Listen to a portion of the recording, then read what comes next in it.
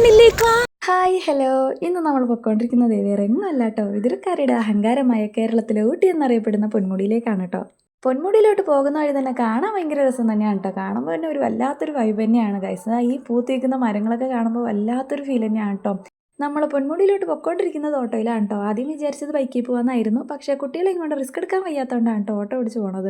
പിന്നെ നമ്മൾ 4:30 വീട്ടിൽ നിന്ന് ഇറങ്ങിയപ്പോഴേക്കും അപ്പോൾ നമ്മൾ വിചാരിച്ചു ആദ്യം അങ്ങോട്ട് കയറ്റി വിടില്ലായിരിക്കും എന്നൊക്കെയാണ് വിചാരിച്ചത്. പക്ഷേ അവർ നൈസായിട്ട് നമ്മളെ കയറ്റി വിട്ടു കേട്ടോ.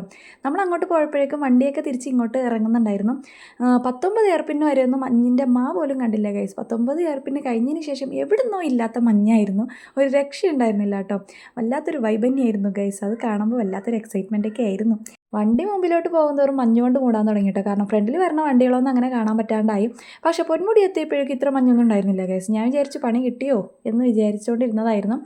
പിന്നെ കുറച്ച് നേരം കഴിഞ്ഞപ്പോഴേക്കും ചെറിയ ചാറ്റലും മഴയൊക്കെ തുടങ്ങി. അത്യാവശ്യം നല്ല തിരക്കുണ്ടായിരുന്നു കേട്ടോ, നല്ല തിരക്കുണ്ടായിരുന്നു. എവിടെ നിന്നൊക്കെയോ ഉള്ള ടൂറിസ്റ്റ് ആളുകളുണ്ടായിരുന്നു. മഴ ചാറ്റിയപ്പോഴേക്കും അതാ നിമിഷ നേരം കൊണ്ട് മഞ്ഞുകൊണ്ട് മൂടി കേട്ടോ.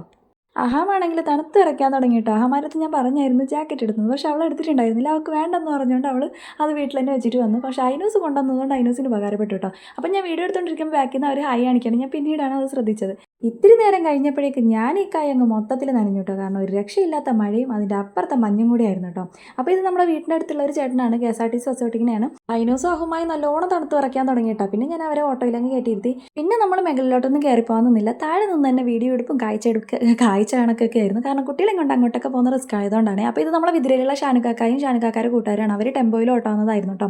അങ്ങനെ നമ്മൾ 6 മണിയായപ്പോഴത്തേക്കും പൊന്മുടിയിൽ നിന്ന് തിരിച്ചു. അപ്പോൾ പോകുന്ന വഴിക്ക് പറഞ്ഞ് നമുക്ക് 2 പേർക്കായിട്ട് ഒരു ദിവസം ബൈക്കിൽ വരാം. കാരണം നമുക്ക് വേറെ ഒന്നും മേളിലോട്ടൊന്നും പോകാൻ പറ്റിയില്ല. കുട്ടികളെ കൊണ്ട് അങ്ങോട്ടൊക്കെ പോയാൽ ചിലപ്പോൾ അവർക്ക് ഒരുപാട് തണുപ്പടിച്ച ജലദോഷവും പനിയും വന്ന് അതൊരു ഇതായിരിക്കും. അപ്പോൾ ട്രീറ്റ്മെൻറ്റ് നടന്നുകൊണ്ടിരിക്കുന്നതുകൊണ്ടാണ് കേട്ടോ. അപ്പോൾ ഞാൻ വീഡിയോ എടുത്തുകൊണ്ടിരിക്കുമ്പോൾ അവരൊക്കെ ഹായ് കാണിച്ചുകൊണ്ട് പോവുകയാണ്. അവർ പൊന്മുടി കാണാൻ വന്നതാണ് കേട്ടോ. പിന്നെ ഒരുപാട് തണുപ്പ് സഹിക്കാൻ വയ്യാത്തതുകൊണ്ട് നമ്മൾ പോകുന്ന വഴിക്ക് ഒരു ചായയും വടയും പഴംപൊരിയൊക്കെ കഴിച്ചു. അപ്പോൾ ഇന്നത്തെ വീഡിയോ ഇത്രയൊക്കെയുള്ളൂ. അടുത്തൊരു വീഡിയോ വരുമ്പോൾ ടാറ്റാ.